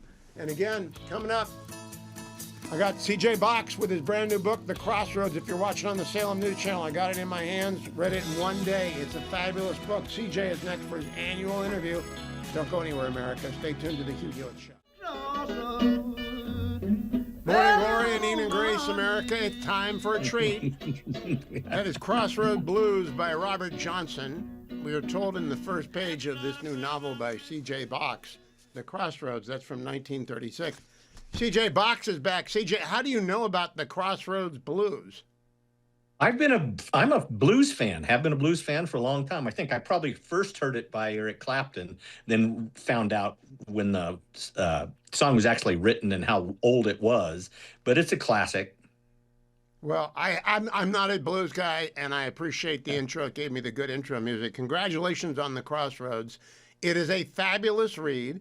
I read it last night and this morning, so it's about an 8-hour read. I want people to know that. You can blow through it, and it's addictive. I also want people to know that it has in it Clarkson's Farm, for real. Really? Did you like Clarkson's Farm? I love Clarkson's Farm. Yeah, we're big fans. I watched about 4 episodes, and I decided it was the same show again and again and again. Second, oh, no. Oh, no? Okay. No, it's good. Maybe we'll go back. Then I want to know about Molly Box and Prairie Sage Creative, who's in the acknowledgments. I assume your daughter is running some kind of a PR firm? Well, she's a graphic designer and an artist, a very accomplished artist. And luckily for me, she runs all my social media. So I don't have to, and she's much better at it than I'd be anyway. But because she grew up with the books and reads all the books and gets them before they go to print, she, along with her sisters, are great help in all the novels. And I'll give me their notes before I actually send it off to the publisher. Well, CJ, this is a fabulous book. It's number 26 in the Joe Pickett series. Now, we have some new affiliates from Florida up to the upper Midwest that have not heard you before. So CJ's been coming on the program for 2 decades. Whenever a Joe Pickett novel comes out, and occasionally not, and Joe Pickett is a Wyoming game warden. He's now number 10 out of 50. His badge is pretty high up there. That's right. Yeah, he's advanced in seniority over the years. That's the way it works in real life in Wyoming. With each year, and game wardens retire, then every other game warden gets advanced 1 space. So conceivably, he could become game warden number 1, but I'm not looking that far ahead. I don't think that's ever something. He's going to get broken in rank for something. Let me ask you, Chuck. This is a movie. I mean, it's a standalone movie because it's got a lot of female leads in it. And they could do the backstory pretty easily. Has it been optioned? No, it has not been as an individual. And that gets complicated, Hugh, because the rights to the Joe Pickett are still with Paramount Plus. And that's being renegotiated again because of the TV show. Next year, if they do not develop the show any further, those rights will revert back to us, and then possibly, who knows? Well, Paramount ought to just make this as a standalone. Again, it's got fabulous roles for women as well as bad guys, and for Joe and for Nate and for everybody else in the Joe Pickett universe, but it's fabulous. I want to ask before I do it, and by the way, Casey Duell crossover. Has that ever happened before? I made a mention earlier. It gets complicated because Cassie Duell, those books, The Highway, one of your favorites, Hugh, I know, is those are all with a different publisher, with Macmillan. And so doing a crossover is a little risky. I just figured easier to apologize and ask permission, and wanted to do that. I'm going to come back to Cassie probably in segment 3. But before we go longer, I want people to know that the 26 Joe Pickett books, 9 other standalones, 36 books. Do you ever get tired? You know what? I honestly, I enjoy nothing more than writing books, especially the first drafts. I try to do them during the winter because in here where on our little ranch in Wyoming, there's not a lot going on. And try to get them done by summer so I can fish and play golf. And I go to work every day, just like you do. probably not. I don't work as hard as you do, Hugh Hewitt. Oh, no, I don't work hard at all. Dwayne doesn't I work work at all. every day. Dwayne Well, I know doesn't work that. at all. I don't work. Harley and Adam work, but the rest of us don't. All right. Now, you are doing a book tour. I put that on my X account, but they can find it, at cjbox.net, or is it cjboxbooks.net? What's the website? cjbox.net. That's correct. Okay. And it starts in Colorado on Sunday. My birthday, my 70th birthday, by the way. I just want to let people Happy know. birthday. Thank you. I know I know you're doing that for me, but I can't be at the tattered book cover or whatever it's called in Denver. But it's all posted on the web, and it's fabulous. I want to pick a fight with you, though. You bring up the Polaris Ranger, the ATV, and I got a few pictures of them that I don't know if Harley was able to find them or not. But you weren't specific enough. This is the one I like, and then there's another one which is blue, and then it's got a little back thing on the back there, and then there's this one. Which one are you talking about? You know, the very first one you showed, the red one, the four person with the little dump truck on the back. We own that, so that's what I have in mind when I was writing about it. So you drive those? You really do drive those? We take them out almost every day. Yes. Aren't they like personal injury lawyer, get rich, card free, right? Isn't that what those are? I think they're pretty safe. I have yet to roll it, although I've come close. So I've got to talk without giving away. I don't even want to give away. I don't want to give away as much as the blurb gives away over at Amazon.com, because the blurb gives a little bit away, but I'm not going to give that much away. People have to go and look at the Amazon.com link to find out. But I do want to bring up a few compliments on sidebars. First of all, I love the coffee chicks. I think they should invite Lauren Trumley over to have breakfast with them. What do you think? I think that's a good idea. Yeah, the coffee chick. You know, Hugh, I think we've talked about it before. I give away your name in a CJ Box book to all sorts of fundraisers around Wyoming and the Mountain West. And one of the winners last year was a woman, 70-year-old woman in Torrington, Wyoming, who said she wanted the coffee chicks, her group that gets together every morning and runs the town. And I was trying to figure out how to work that in a book, and it kind of fell in perfectly. Yeah. I thought that was before you gave the names away, and then you decided I have 5 more. Blitzy, Cheryl, Betty, Shauna, and Debbie, and they're all names from that generation, right? They're gone now. There aren't any more Denises. So well played, and I like Lauren Trumley as well. Is that a giveaway? No, that I think I made that name up. That's one of the few I didn't take from the your name in, and it actually from a previous book. Oh, I'd forgotten he's from a previous book. I love, by the way, the crossroads. Everything works. Every detail in this book works. How long does it take to plot this? This one was a little more complicated than most. Yes. Hopefully readers won't say, oh, this is complicated. They'll just, pages will fly. But because we can give a little bit away. I mean, Joe Pickett is severely injured in the very first pages of the book. Joe goes into a coma, is airlifted out. His 3 daughters, adult daughters, all come together and decide to figure out which of the 3 ranches that Joe was likely visiting at the crossroads was responsible for the ambush. So that's how it begins. And then there are flashbacks to all the events leading up to the ambush. At the same time, the girls are investigating the potential murderers. Okay, you gave away more than I was going to, but you did it. So I'm not at fault. All I'll tell people is I've got the galleys here. I picked them up, walked out of the studio yesterday as Dwayne and Adam and Harley will Levere and said, I got to go home and read Chuck's book. And I asked Dwayne, is it a one-day read? And he said, absolutely. It's a page turner. And it turned out to be, I want to tell people, you don't have to read the first 25, though it might lead you to go back and do it, because it doesn't give away anything about the previous 25 except in allusions to maybe Nate a little bit. But I just think it's fabulous for people who are starting out and they want to get the first one.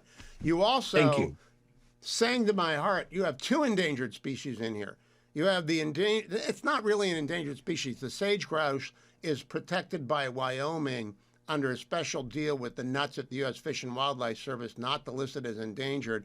And then you've got a spelling bee word, Ptarmigan? How do I say that? Ptarmigan. Just forget the P in there. Just ptarmigan. Ptarmigan. Okay, that's another sage grouse, right? No, they're game birds, but they're more mountain. They're very quick little birds. Ptarmigan, you can go ptarmigan hunting. It's really rough country, usually on the sides, rocky hillsides. They're unique to the west and the steppe climate. Pretty sure I've never bagged one, Chuck. I'm pretty sure you haven't as well. No, I don't. I've not got it, but it's a great spelling bee word. I think people need to go look it up. Ptarmigan. I asked the fetching Mrs. Hewitt last night, what in the world is ptarmigan? She said, I know the word, but I don't know what it is. So we both looked it up. But you've got the sage grouse and the ptarmigan. And when we come back, we'll talk about other ripped from the headline controversies in CJ's brand new book, The Crossroads, the latest in the Joe Pickett series. Head over to Amazon.com, get it delivered on Monday, which is publication day. It drops, and go see him in Denver. Go over to cjbox.net to find out the rest of the book signing events. I'll be right back with CJ. Stay tuned. Welcome back, America. I'm Hugh Hewitt. Chuck Box, do you know what that music is? It's from The Godfather, yes. Do you know what scene it's from? Oh, isn't it from the, well, it's not the funeral, but it's from the parade in Godfather 2, isn't No, it? it's the hospital scene. Ah, okay. Oh, hey, that's pretty clever. Very clever writing in the book. Yeah. And people have to read the book to know what I'm talking about. But there are always hospital scenes in CJ Box thrillers for Joe Pickett. And there's one in this that made me think of a young Al Pacino going with the baker to stand in front of the deserted hospital and shy away the gangsters. And I went and rewatched it today. It's a fabulous scene that you set up, by the way. Was that on your mind when you did it? Not necessarily. I do outline. I do a lot of pre-planning, but sometimes something will just pop up, kind of in context of the story that I will add in. And that was when I added in. Was when, we don't want to talk about the circumstances, but yes, It's very similar. Now, when did you get interested in brain surgery? Because I learned more about brain surgery in this book, and I mean, it really is brain surgery. So, not a joke. There's brain surgery in the book. When did you get interested in that? There is. I happened to read a book called Gray Matter by a neurosurgeon called Dr. Theodore Schwartz. Came out last year. It's in your acknowledgments. Yep. Yeah, I can't even remember why I got it, but it was so fascinating because he's not only a renowned surgeon, he's a great writer and described things really well. And one of the things that fascinated me was how sometimes the personalities of people change after brain surgery, after severe brain damage, how sometimes, a lion becomes a lamb or a lamb becomes a lion, or, total personality change. And it fascinated me because it went into the depths of brain surgery. And I wanted to add that in this book. So I asked Dr. Schwartz if he would look over the chapters that I wrote about it and fix my errors. And he fixed a few. And so I think it's pretty accurate. It's amazing. It's a thriller within a thriller because it does plumb. You quote Winston Churchill talking about the Soviet Union, which is it's a riddle wrapped inside a mystery, inside an enigma. That's the human brain. I thought it was fabulous. Now, there's also Bluey. I want to make sure people understand that we go from brain surgery to Bluey in The Crossroads. Are you a grandfather? I am. We have 4 grandchildren and another one on the way. So I know you are. I know you're familiar with Bluey. Absolutely. I think anybody our age with grandchildren, it's a great show.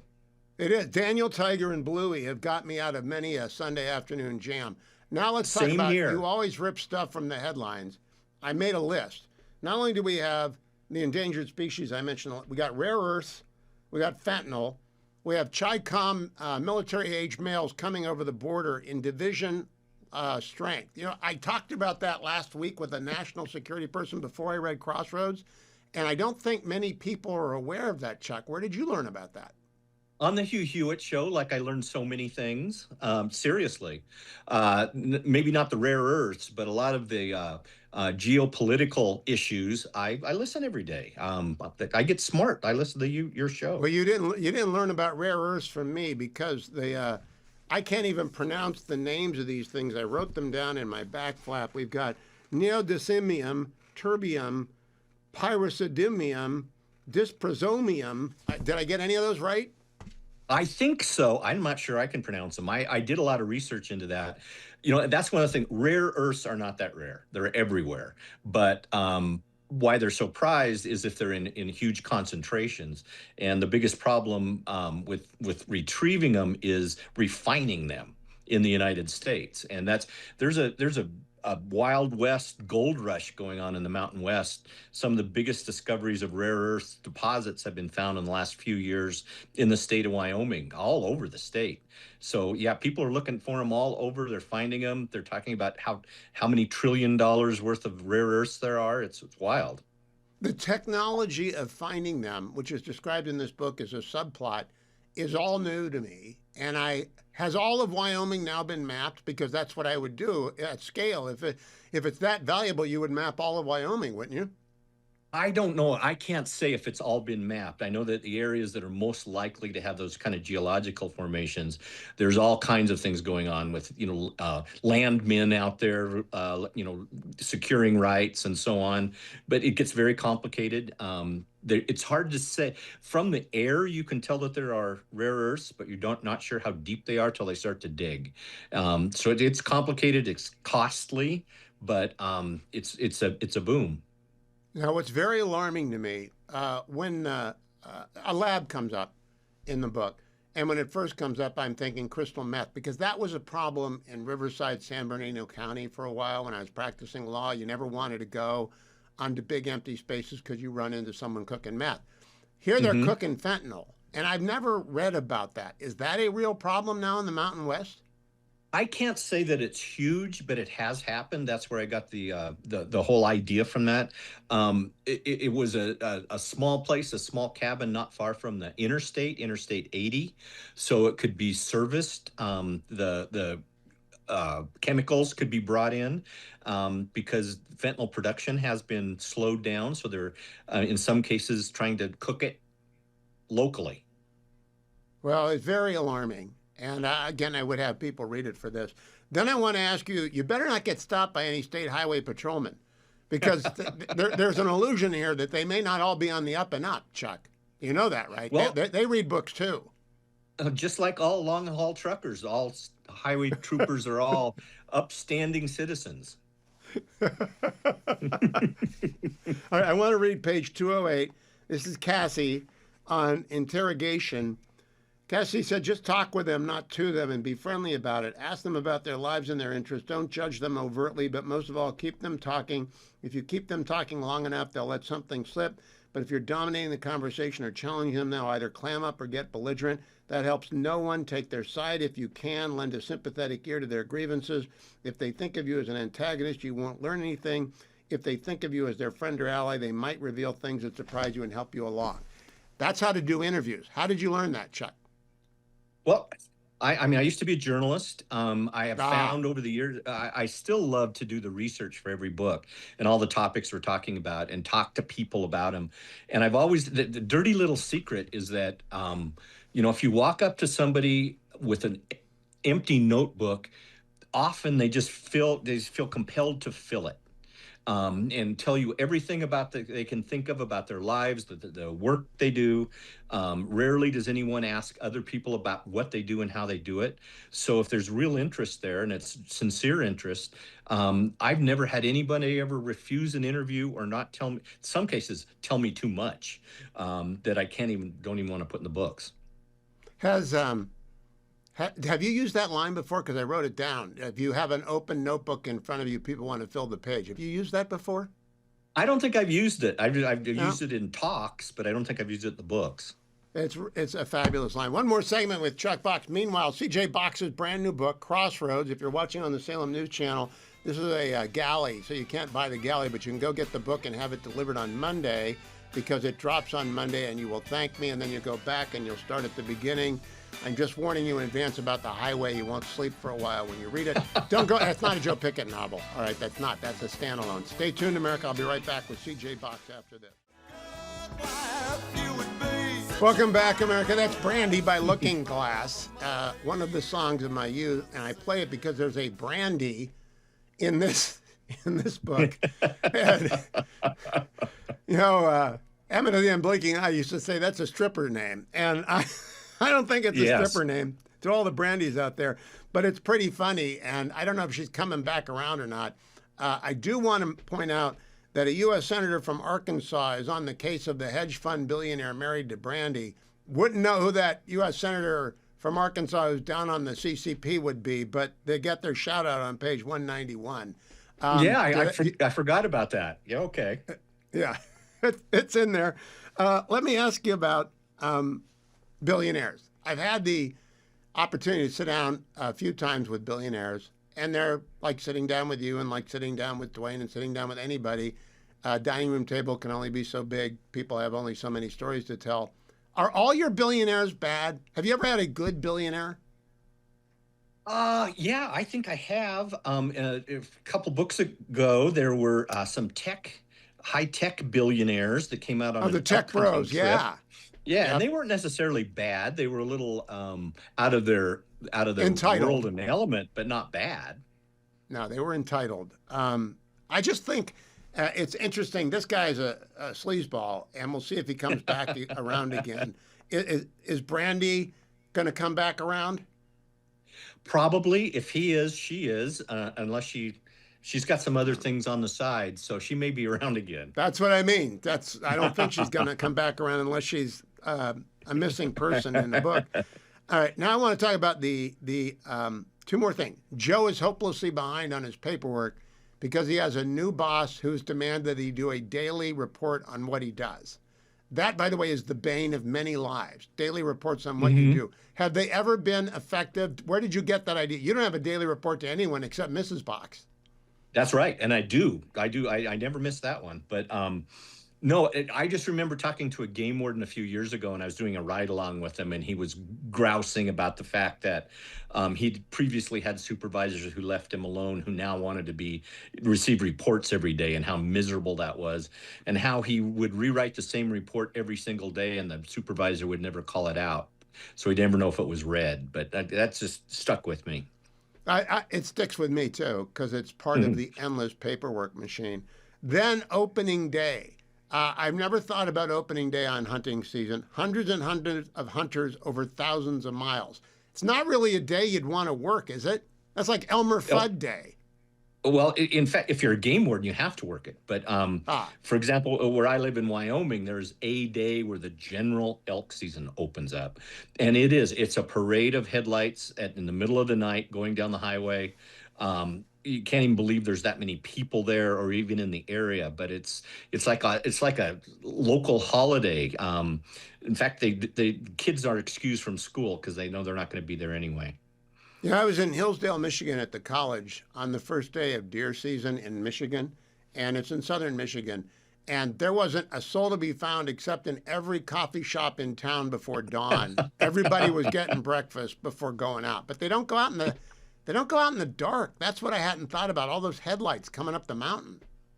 Right, and I've been there. I've seen them. I've just seen streams of headlights headed. And hopefully, if I don't hunt that much on General Elk Day, but when I did as a younger man, I remember thinking, "Oh no, they're all coming into my area. Oh no," but that's the way it is.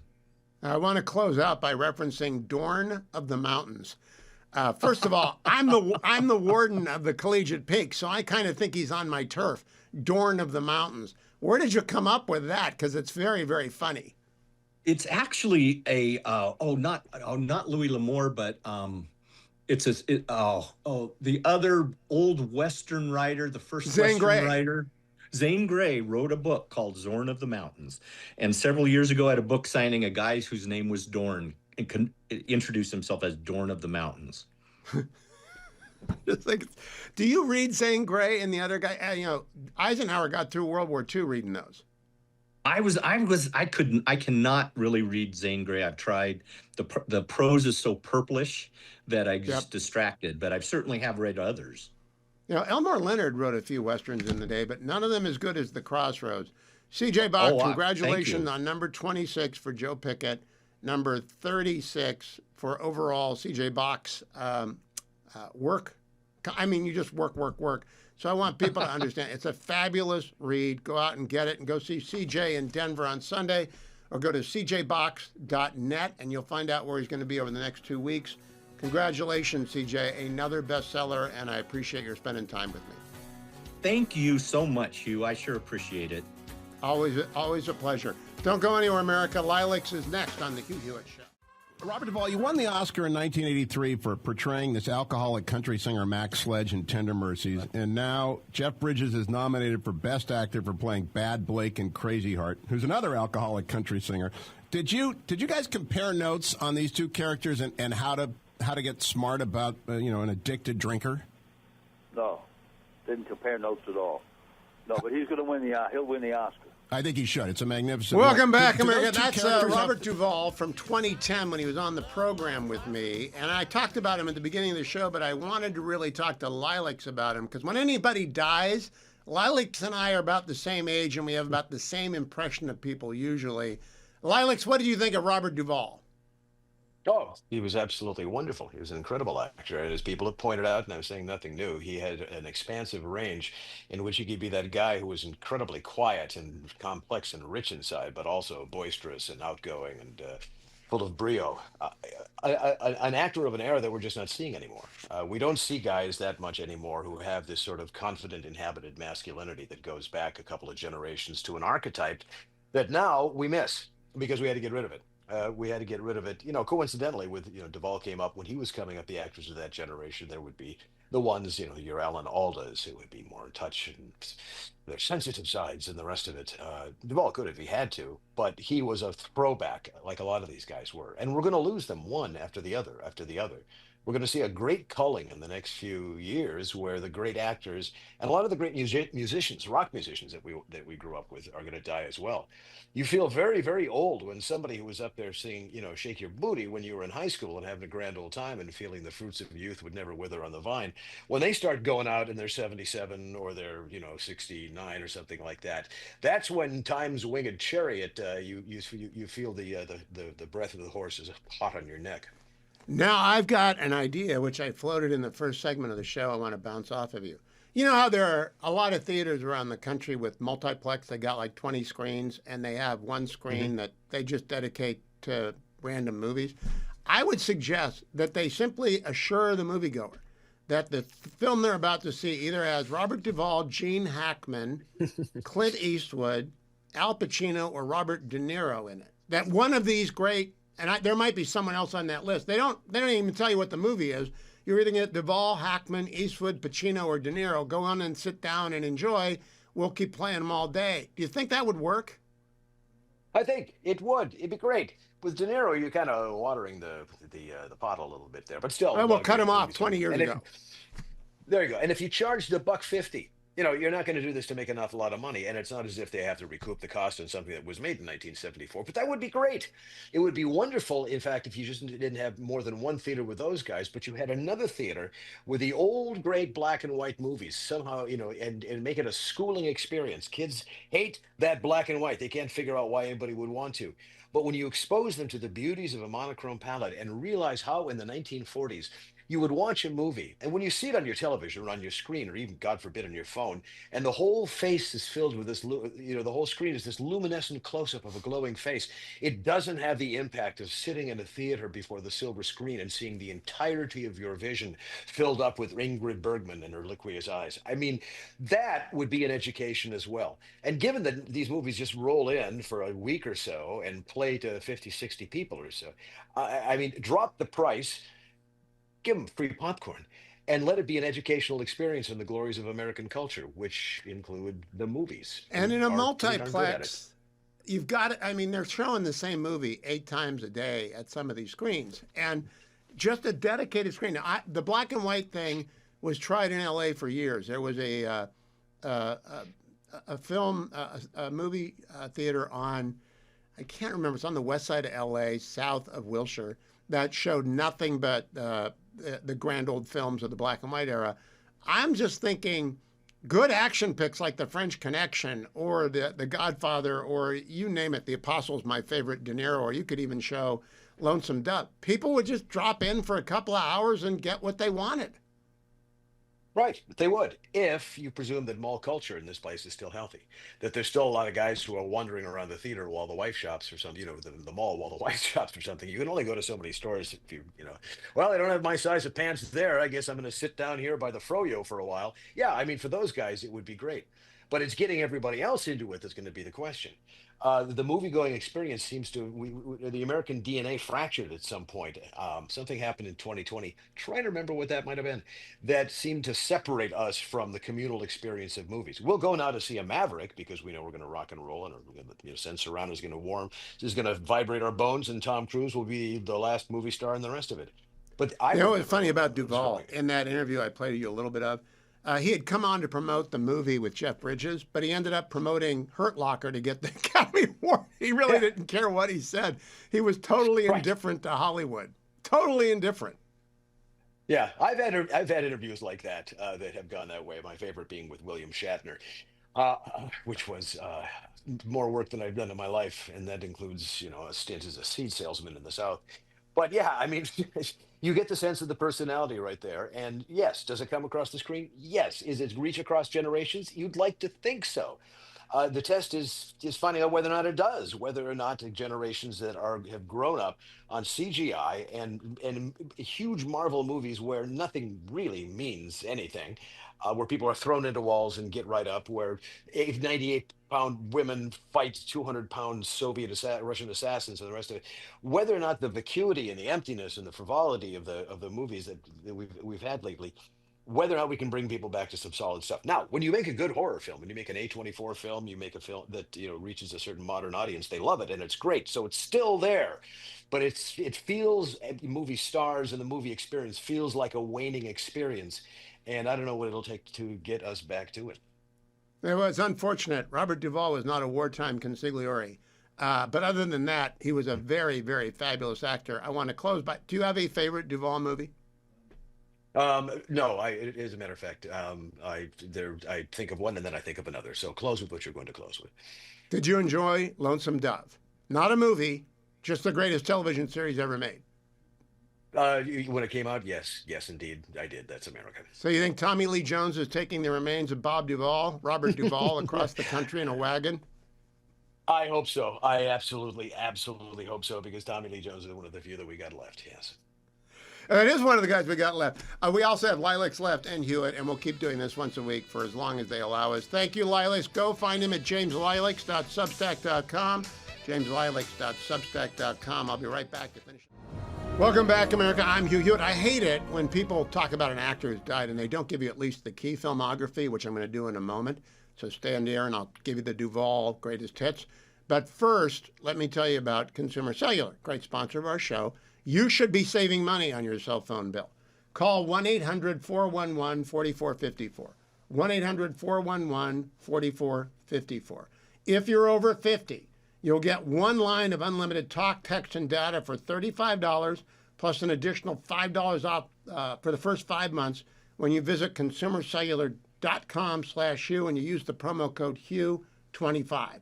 Why? Because they want customers who are 50 and over. They know you're not going to binge on data. They know you're a good buy, and they want to cut the cost for you, which is why it's only $35 per month, plus an additional $5 off per month for the first 5 months. You will save money with Consumer Cellular. It takes about 20 minutes to switch. When you call 1-800-411-4454, 1-800-411-4454, 1-800-411-4454. Remember, my code is HUGH25.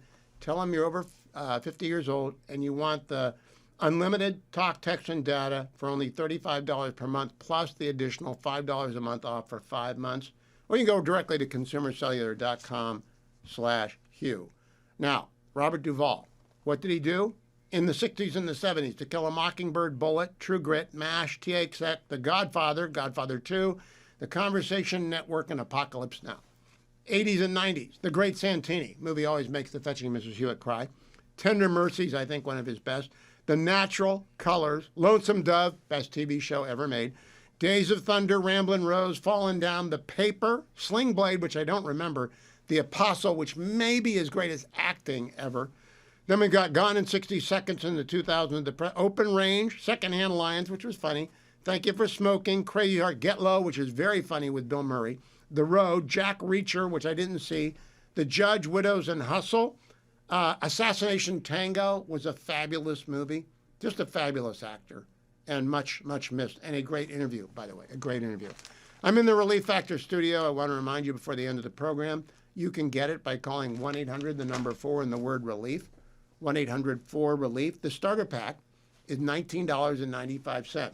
In honor of Robert Duvall, there's a little Foley artist. That's that right there. That's the opening of the Relief Factor bag for the Foley artists out there. The LA Times used to buy an ad in every movie for a minute, and for like 5 years it was about the Foley artist. We would roll our eyes whenever it came on, but at least I know what a Foley artist is. They don't do that anymore in the LA Times. They don't do anything anymore. I think the only thing left in the LA Times worth reading is Pat Morrison. Relief Factor, though, is worth getting because it gets rid of minor aches and pains that will plague you. Those of you who are getting older, that's everyone listening, or those of you who are exercising every day, and that'll be every one of you, you'll get minor aches and pains, especially if you overdo it, especially if you're a weekend warrior this past weekend, especially tomorrow on Ash Wednesday if you're up, down, kneeling a lot. Relief Factor is for you. Call 1-800, the number 4, and the word relief, 1-800-4-RELIEF, or go to their website and find the starter pack, $19.95, less than $1 a day, at relieffactor.com, relieffactor.com. Thank you, Adam. Thank you, Harley. Thank you, Generalissimo. Thank all of you for listening or watching on the Salem News Channel. I'm Hugh Hewitt. Larry Elder next on most of these stations and on the Salem News.